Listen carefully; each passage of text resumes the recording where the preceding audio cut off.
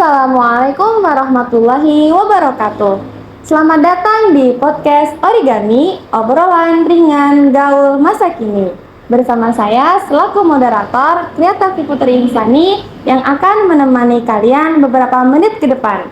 Alhamdulillah di samping saya sudah ada narasumber kita pagi ini yang insya Allah akan berbagi ilmunya kepada kita semua, yakni Al-Ustazah Siti Arifatun Naimah. Beliau merupakan ibu pamong dari Asrama Loano, Pendidikan Ulama Tarji Muhammadiyah Putri. Assalamualaikum Ustazah Ifa. Waalaikumsalam warahmatullahi wabarakatuh. Ustazah sehat Ustazah? Alhamdulillah. Alhamdulillah. Ustazah gimana Ustazah rasanya pertama kali gitu diundang jadi narasumber podcast di MTM Ustazah? Kaget lah pasti. Kaget. Karena memang udah biasanya juga ikut acara biasa aja. Ternyata sekarang kok beda gitu. Ya ini kita ngobrol santai aja ya Ustazah di podcast kali ini. Langsung aja Ustazah. Jadi adalah isu pembahasan kita kali ini itu menjadi wanita solihah, wanita wal hafidah Ustazah.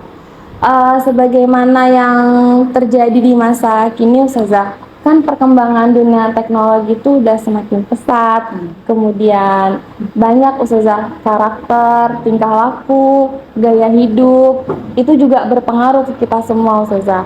Nah terlebih lagi Ustazah, banyak kasus-kasus yang terjadi di perempuan masa kini Ustazah.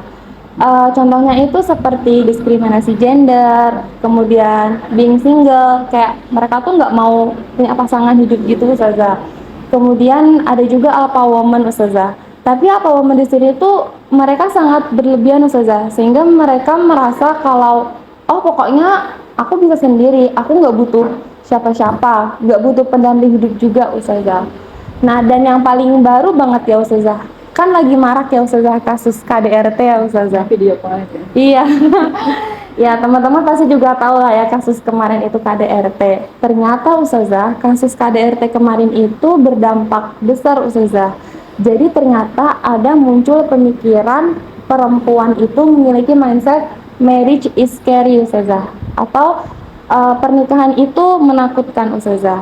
Di situ karena ada kasus KDRT itu mereka jadi nggak mau menikah karena mereka udah takut duluan membayangkan gimana nanti seramnya pernikahan itu Ustazah. Terlebih dari kasus KDRT itu Ustazah, karena mereka itu yang berpikiran marriage is scary ini, mereka itu takut akan ekspektasi mereka nanti setelah menikah, kemudian takut gak bisa memenuhi tuntutan, apa kan banyak pihak yang menuntut ya Ustazah. Biasanya kalau ya saya belum pernah ngalamin, tapi kalau setahu saya bisa kalau ada pengantin baru gitu nanti kayak orang tua atau enggak mulut tetangga gitu tuh udah nanya kapan punya anaknya, keturunannya gimana. Nah sedangkan kan kita nggak tahu Ustazah keadaannya apa, bisa punya anak apa enggak. Terus juga mungkin ekspektasi yang nanti bisa kaya gitu Ustazah, ternyata setelah udah nikah ternyata sifat asli ya kita sebagai perempuan berarti kan suami itu suami kita ternyata pemalas, terus jadi miskin, jadi kayak kita yang banding tulang bukan laki-laki. Nah jadi perempuan itu sekarang minim saya mau nikah, termasuk ada yang saya di dekat daerah saya itu perempuan-perempuan yang sebenarnya menikah itu nggak tergantung umur ya Ustazah, nggak patok 25 harus nikah gitu. Tapi cuman kayak makin banyak Ustazah, kayak udah 30, 31, dan itu mereka justru semakin tua, semakin mereka punya uang, semakin mandiri, mereka jadi kayak nggak mau gitu Ustazah. Iya, nah karena mereka ternyata ada pikiran seperti itu, marriage is scary, mereka kayak udah takut duluan Ustazah. Nah padahal kan ya kita sebagai muslimah ya Ustazah, terlebih khususnya tuh janganlah ya Ustazah kita punya pemikiran seperti itu. Apalagi kita harus melahirkan generasi-generasi muslim yang hebat gitu ya Ustazah. Nah jadi Ustazah, dari pemaparan di atas tadi, bagaimana Ustazah menurut antum gitu perempuan yang punya mindset marriage is scary itu Ustazah? Bismillahirrahmanirrahim.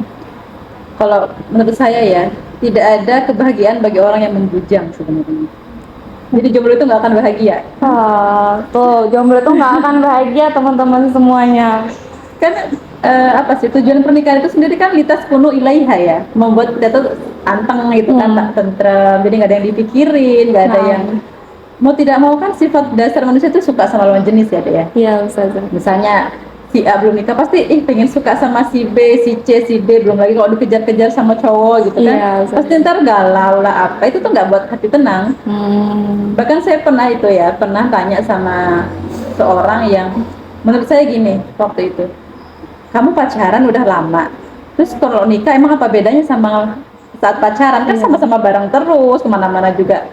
Terus saya mikir, orang sebelum nikah aja udah maksiat gitu ibaratnya ya, Iya. nikah juga sama aja aktivitasnya, nggak jauh lebih, nggak beda jauh gitu. Terus dia bilang, nggak tahu ya, habis nikah tuh perasaan saya jadi tenang gitu, jadi nggak mikirin dia lagi udah makan apa belum, lagi di mana, lagi siapa. Itu orang, padahal orang umum. Oh, Ya. no.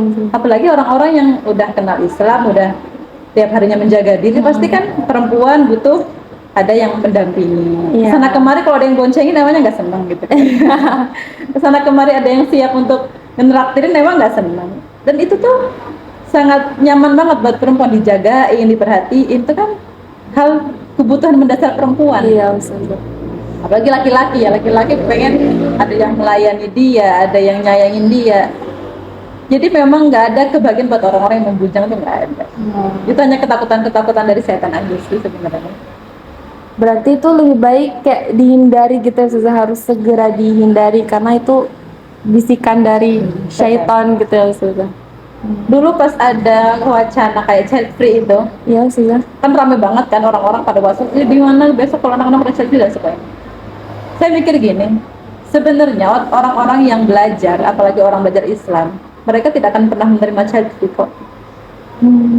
Jadi nggak ada kekhawatiran anak pondok kok child free. Kalau dia belajar dengan baik, dengan benar, dia nggak akan memahami child free. Termasuk tadi apa marriage care itu Iya. nggak akan ada, karena dia tahu bahwa fitrah manusia itu ya akan menikah, punya anak, itu fitrah.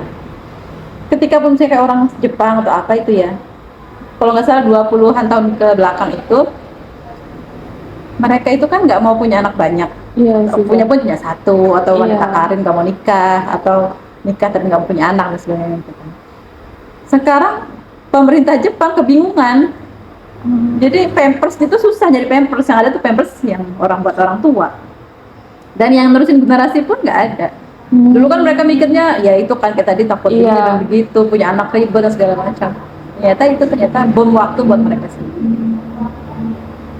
Ya, naudzubillah, terlebihnya negara kita seperti yang demikian tadi ya teman-teman semua.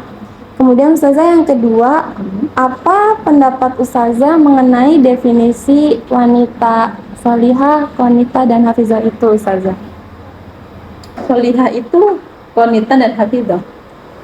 Jadi Aduh, gimana nih? as-solihah itu solihah itu Iya, gitu kan, qanitatun gitu kan, wanita yang taat yang pertama. Iya. Yang kedua hafizatun, orang yang menjaga diri lil ghaibi bima hafizallah. Yang pertama taat tadi kan. Taat itu pastinya satu, taat sama Allah, sama Rasul, baru taat sama suaminya. Dan ketaatan setelah pernikahan itu berbanding lurus atau dilatih ketika sebelum nikah.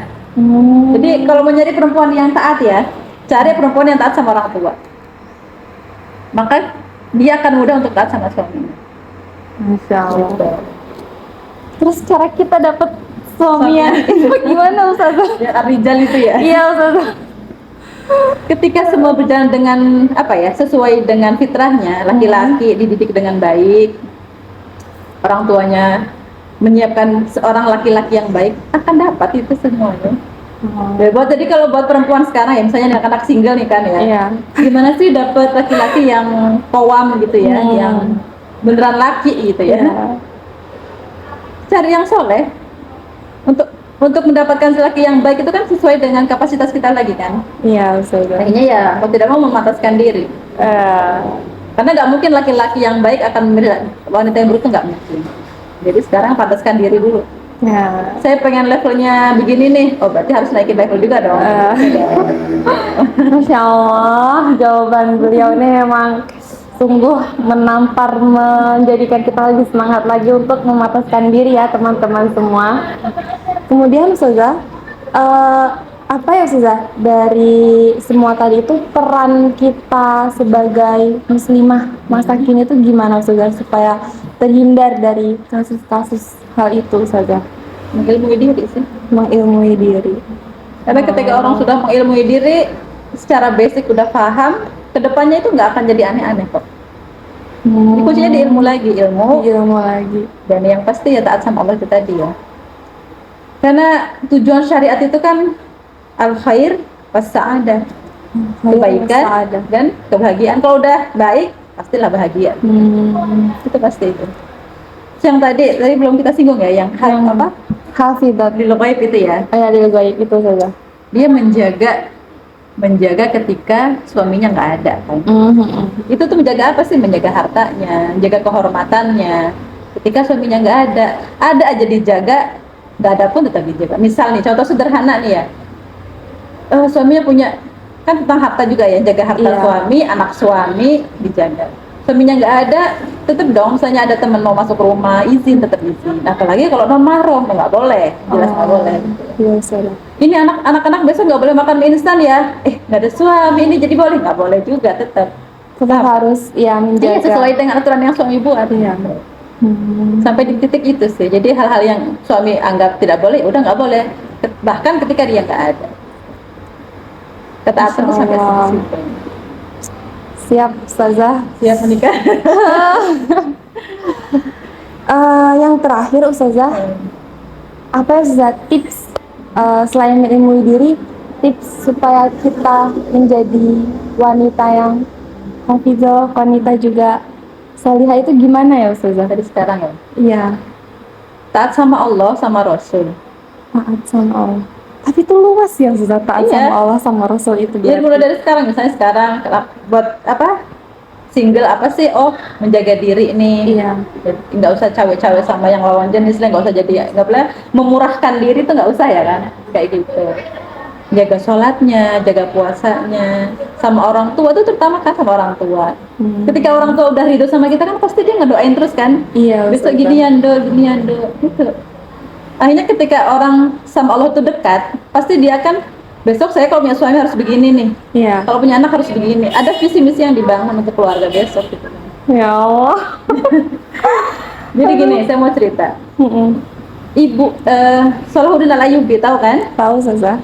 Itu tuh ibunya sebelum menikah, dia itu mencita-cita besok saya mau punya suami yang dia akan membebaskan Palestina, Baitul Maqdis.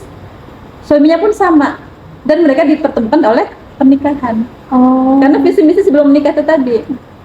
Nah setelah menikah, ya itu saat mereka berdua terus merealisasikan mimpi mereka berdua. Ya Allah. Jadi memang kualitas saat sebelum nikah harus diuji sebelum nikah itu tadi. Jadi mimpinya itu sama gitu loh. Dan minta sama Allah itu pasti. Ustadz saya juga ada. Pokoknya saya mau menikah, saya pengen anak-anak saya hafal Quran semua gitu kan. Pengen anak saya begini dan begitu, maka turunannya adalah saya harus mencari istri yang ABC. Gitu. Ya. Karena namanya orang baik kan pasti dia akan bersama orang-orang baik ya. Kalau orang tuh kadang ngerti, oh si A ini cocoknya sama perempuan yang begini, si B cocoknya sama yang begini gitu kan. Kan itu tergantung kualitas lagi kan. Iya Ustazah. Misalnya saya punya kenalan Ikhwan, cariin dong akhwat kan banyak full stock gitu kan. Tahu ini Ikhwannya tuh masya Allah misalnya akhlaknya bagus, pokoknya semuanya bagus. Pasti kan saya nggak mungkin lah cari yang ecek-ecek kan. Iya, pasti di filter gitu dari 40 misalnya, cari satu yang paling baik kan gitu. Maka kamu mau nggak akhwat ini menjadi yang pertama itu tadi. Berarti emang di Al-Quran juga sudah dijelaskan atau yumlit toyibat itu benar adanya ya Ustazah. Itu janji Allah itu sudah. Iya. Jadi sekarang ketika kita sudah memperbaiki diri terus saja minta, ya Allah aku udah memperbaiki diri nih, sama Allah tuh deal-dealan gitu loh. Kayak Sohib aja, Allah aku memperbaiki diri nih, masa kamu ngasih yang jelek, kan nggak mungkin gitu aja sih. Jadi kuncinya di janji sama Allah itu harus dipegang. Siap Ustazah. Ya teman-teman, tak terasa kita sudah di penghujung waktu. Jadi ternyata mindset marriage is scary itu sebenarnya nggak ada teman-teman. Itu semua kembali ke diri kita, bagaimana kita taat kepada Allah itu kuncinya. Karena sudah ada janji Allah yaitu at-thayyibun lit-thayyibat itu ya Ustazah. Semoga kita semua bisa menjadi definisi wanita yang hafizah, qanitah dan juga sholihah itu ya teman-teman semua.